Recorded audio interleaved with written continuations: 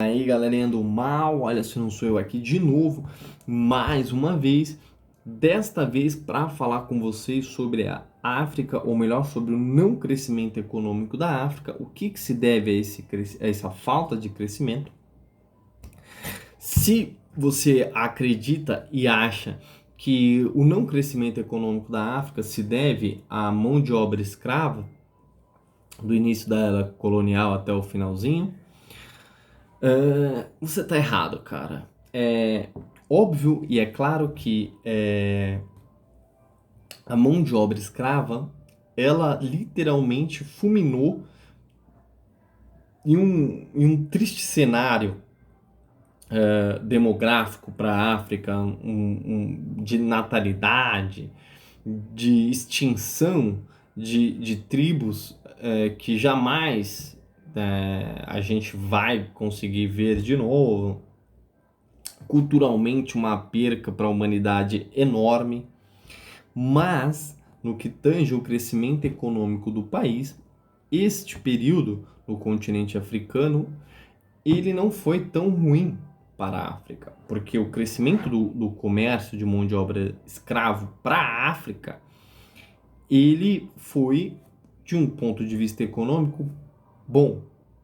Para oligarquias africanas, essas oligarquias que ganhavam dinheiro com a mão de obra escrava, porque acredite, os europeus não eram os únicos responsáveis pela escravização do povo africano, os próprios povos africanos eram parcialmente responsáveis, uma vez que eles lutavam as guerras, venciam as tribos e vendiam a sua mão de obra escrava para fora do continente africano, eles têm a sua taxa de responsabilidade aí.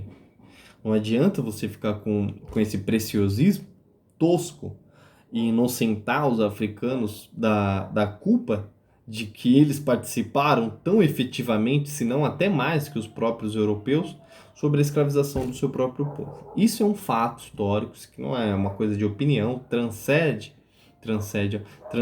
a minha opinião, transcende a sua opinião e quaisquer outras opiniões existentes, tá bom? Estamos ok aqui? O porquê que isso ocorria? O porquê que eu falei que para o continente africano, esse período da escravização do povo africano, da venda, da comercialização de escravos na África, para o continente africano, ele foi economicamente bom. Financeiramente, para a África, ela teve um boom econômico durante esse período. Não a África, o povo africano em geral, mas a realeza africana, sim. Elas eram os principais, né? Eles eram os governantes, eles tinham ali entre eles a riqueza, eles eram os responsáveis por essa venda, por esse comércio, por essa troca de pessoas, né? Eles eram os responsáveis por esse comércio, eles eram os grandes responsáveis, então eles ganharam muito dinheiro com isso. Só que esse dinheiro ele era concentrado na mão de poucos, e é por isso que, embora eles tenham ganhado muito dinheiro com esse comércio de mão de obra escrava, você não vê um salto no IDH, né? Embora IDH não seja o conceito que a gente deveria usar aqui, mas é o mais próximo disso que a gente consegue, da população africana. Eles continuaram tão pobres quanto eles eram antes. Só que a realeza africana, ela sim teve um salto importante nas suas finanças, na sua qualidade de vida, em tudo em geral. E aqui entra o principal motivo, que também é um dos motivos da venda da mão de obra escrava, que é que os africanos, o povo africano em geral, ele não se enxerga como um povo único, tendo em vista que a África é o país com a maior quantidade, diversidades de raças humanas dentro do continente, de um continente. Nada no mundo é tão abundante em diversidades de raças quanto o continente africano. Obviamente, isso se deve à África ser o berço da humanidade, de todos nós viermos de lá, e é óbvio que lá seria o principal, né, lugar para diversificação da nossa espécie. Então, como lá tem essa diversificação da espécie humana muito grande, e tribos milenares tão velhas quanto a própria idade da Europa, tão velha quanto os impérios asiáticos, talvez até mais, eles criam uma diferença cultural muito grande, entende? Eles criam uma rivalidade muito grande, uma rivalidade milenar, que precede até os judeus versus muçulmanos, uma coisa horrorosa. E essa não identificação deles culmina, ou melhor, culminou em parte da escravização, porque se você não consegue se enxergar no outro, você é capaz de coisas horrorosas, cara. É assim, a partir do ponto que você não se importa com o outro, já que ele não é da sua raça, ele não é como você, ele não é igual a você, ele é um inimigo, ele é ele é diferente, você é capaz de fazer coisas horríveis. E aí surge, né, a escravização africana entre eles próprios, depois eles importam isso para a Europa. E com a colonização europeia na África, a gente vê o golpe final, o grande golpe, na minha opinião, que culmina, né, nesse atraso econômico, cultural, social da África em relação até mesmo continentes super jovens como as Américas, como aqui a América do Sul, como a América Central. E como parte, se bem que a Ásia é tão velha quanto a África, né, no povoamento, então, ou até mesmo, deu até um bocejo aqui, ou até mesmo como a própria Ásia foi um tempo atrás, até a década de 60, 70, a parte da Ásia era bem fudidinha. E aqui é o grande golpe, que é a separação geográfica. A separação geográfica feita pelos europeus na África foi assim o grande causador da merda toda. Você pega a merda toda e joga no ventilador e a merda toda volta na sua cara. Foi isso que os europeus fizeram. Eles pegaram a merda e jogaram na cara do povo africano, porque eles simplesmente viam os africanos como um material descartável, eles não viam como seres humanos, eles viam como material descartável. Então, na opinião deles, era assim: olha, essa tribo aí tem 100, tem 1000 anos de história, aquela ali tem 2000, eles estão há 500 anos se degladiando, foda-se, são uns animais, não são humanos europeus como nós, taco, foda-se, pau no cu desses caras, deixa se matar, junta aí, que esse território aqui é meu e eu quero assim, assim, assim, assado. Então, os impérios europeus, eles dividiram a África conforme tratados que eles fizeram com eles mesmos e com a oligarquia africana, mas descartando totalmente a ideia dos povos, ou seja, dos povos africanos existentes numa mesma área geográfica, que eram subimpérios, podemos dizer assim, que eram tribos diferentes sobre uma mesma bandeira de império, colocaram tudo junto e falaram: olha, a partir de hoje vocês são tudo o mesmo povo, tá bom? Vocês tratem de se gostar, vocês se odeiam aqui, mas a partir de agora, sobre o regime português, vocês serão amigos. E é óbvio que isso ia dar merda pra caralho, né? Sempre dá merda. E deu, né? Uma merda que dura até hoje, por exemplo.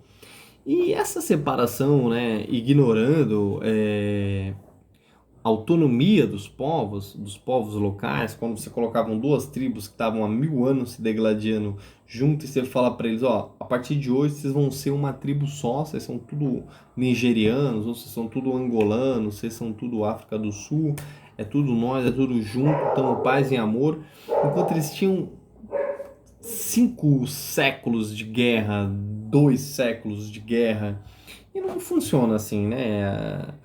Quando povos inimigos começam a brigar e se degladiar, se ficar 30 anos já zera ressentimento, imagine séculos e séculos.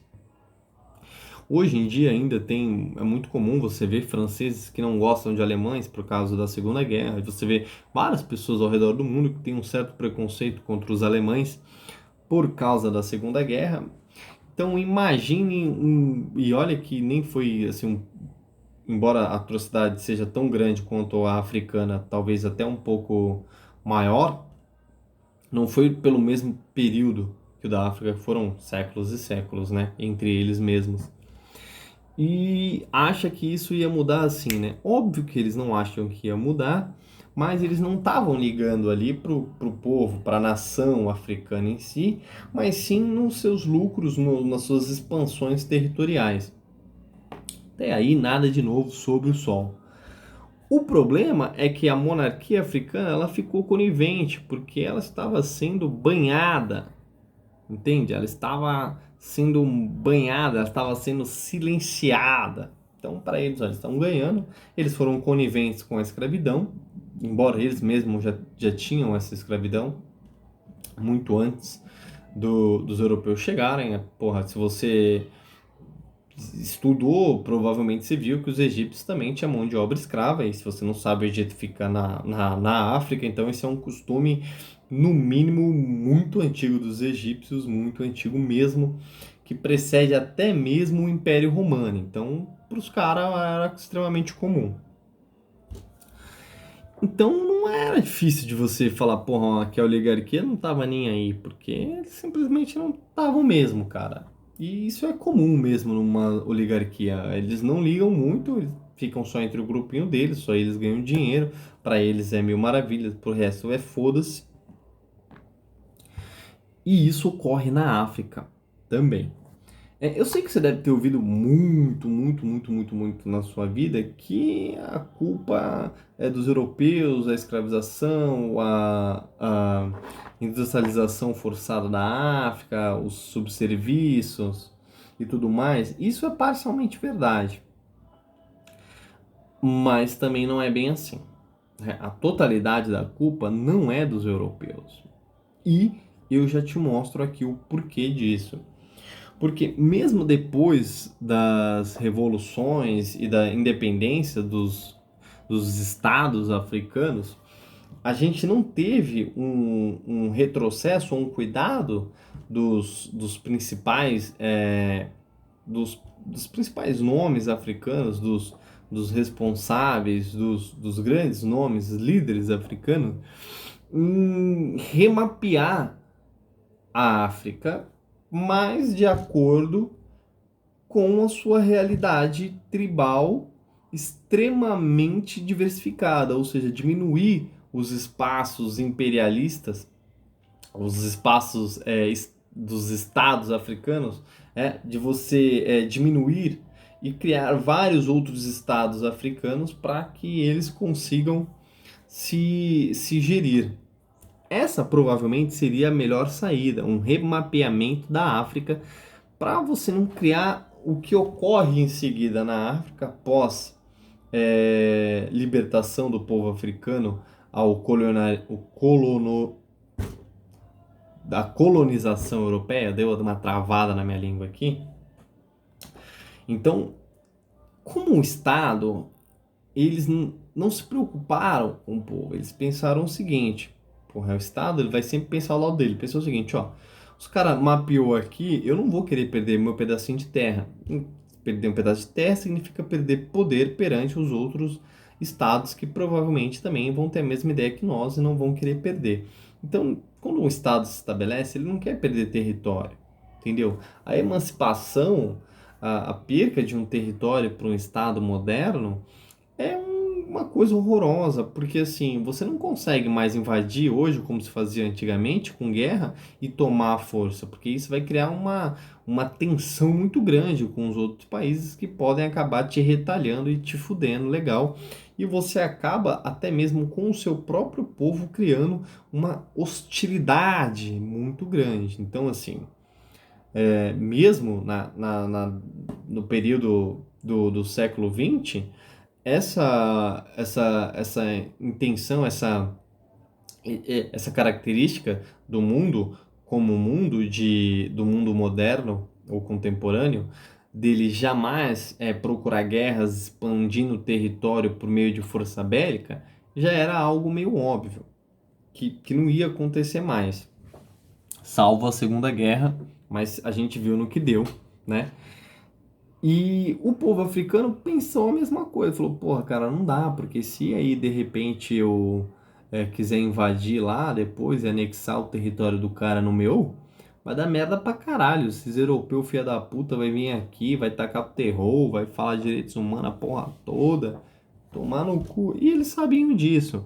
E esse é um dos motivos dos grandes conflitos cívicos que teve na África. E este sim é o grande causador desse atraso econômico, porque depois que os europeus saíram do controle dos governos africanos, houve várias guerras civis pelo poder. Porque imagina, dentro da Nigéria você tem três tribos grandes principais, né, que querem chegar ao poder.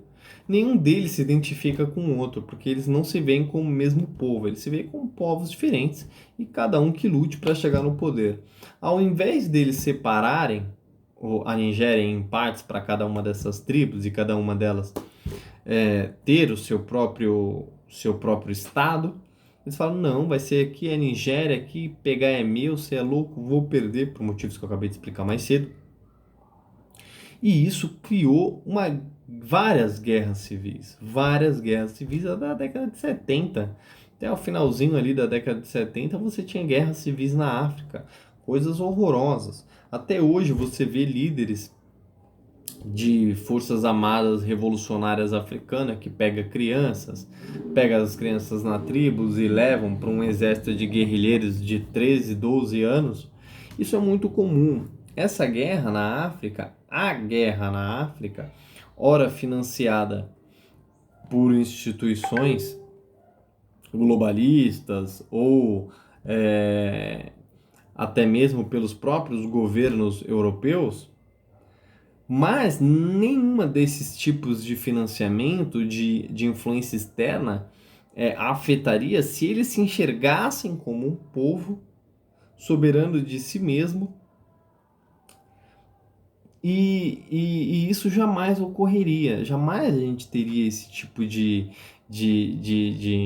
atraso cívico na África se eles tivessem, né, uma conexão, uma ideia de povo africano unido. Óbvio que eu falo povo africano unido, mas isso serve para cada estado dentro da África, seja Angola, Nigéria, África do Sul, todos eles foram suscetíveis guerras ao poder, né, cívicas, todos eles tiveram guerras civis duradouras, né, de guerra ao poder. Alguns deles ainda estão em guerras civis. Então é muito complexo você simplesmente virar e falar, olha, tudo é culpa dos europeus. Lógico que eles têm uma parcela enorme de culpa nisso, talvez, eu não sei dizer se é a maior, mas com certeza uns 40% de culpa, mas os outros 60% também é dos africanos, porque eles simplesmente poderiam falar, olha, cara, os caras vieram aqui e separaram aqui do jeito que eles quiseram separar, tacaram um foda-se para nós como um povo, para nossa individualidade, colocou todos nós como o mesmo povo, sendo que nós não somos povos diferentes, convivendo no mesmo espaço, vamos dividir essa porra aqui igualzinho, cada um fica com o seu pedaço e é isso, e a gente se gere sozinho. Óbvio que isso não ia acontecer, eles não fizeram isso. Então eles têm uma parcela de culpa e também tem a parcela de culpa das guerras civis pelo poder, geradas, óbvio, por todos esses fatores que eu te falei, até mesmo os fatores do financiamento, mas se um povo se enxerga como um povo, não adianta um cara vir e falar, ó, eu te dou 10 trilhões de dólares para você extinguir aquela tribo lá, para eu montar uma parada lá de ganhar dinheiro, uma indústria, whatever que seja, para ganhar uma grana. provavelmente ele ia olhar aqui e falar, cara, tá maluco? Eu vou matar o cara ali, o cara é do meu povo, minha gente, somos parça, somos tudo brother. Chapô, tá louco? Isso provavelmente aconteceria se eles tivessem essa identidade nacional. A identidade nacional, ela é muito importante em um certo aspecto da civilização humana, não só muito importante, ela é o grande fator de alavancagem para a sociedade humana evoluir. Óbvio que aí a gente vai ter várias outras razões mais equacionáveis matematicamente, como a falta de investimento em tecnologia e a falta de infraestrutura industrial, a própria falta de infraestrutura agrária. Hoje eu tô errando pra caralho. E tudo isso atrasa, mas assim, no grande destino social mesmo, a grande ciência social do atraso da África é puramente a falta de uma identidade nacional. Você pode vir com outros fatores econômicos, como exploração de mão de obra, e isso só ocorre em um país que não tenha uma forte identidade nacional, uma exploração de mão de obra estrangeira. Aí você pode me dar o exemplo da China, que explorou a sua própria mão de obra com empresas nacionais. Mas a China, ela é muito diferente da África, porque os chineses ele tem uma ideia do império chinês como um império mesmo, de que eles fariam qualquer coisa para o império, para a prosperidade do império. O chinês ele se sente parte de algo maior do Império Chinês. E esse foi um grande, uma grande lavagem cerebral. Não sei se é lavagem, se é apenas uma visão de mundo um pouco diferente da nossa ocidental que eles têm lá na China e que os japoneses tiveram durante um período também da história. Eu acho que hoje já não tem tanto mais assim, mas os chineses ainda carregam isso, que os africanos literalmente não têm. Não tem no sentido de extensão, né? Da mesma extensão que os chineses, porque é óbvio que eles têm essa identidade forte, porém numa uma visão mais micro da coisa, entre as tribos nas quais eles foram originários e tudo mais. E é mais ou menos isso aí, galerinha. Eu sei que vocês queriam ver é culpa dos europeus, a invasão da Europa na África, a escravização, mas isso é conversa mole. O fato real mesmo fica sendo isto que eu falei. Claro que pode ter uma distorçãozinha aqui, outra ali, porque ninguém é dono da verdade absoluta, mas se você analisar com cuidado e muito cuidado, este fica sendo o grande fator. De fato, assim, de uma maneira quase que irrefutável, este é o grande fator. Valeu, galerinha!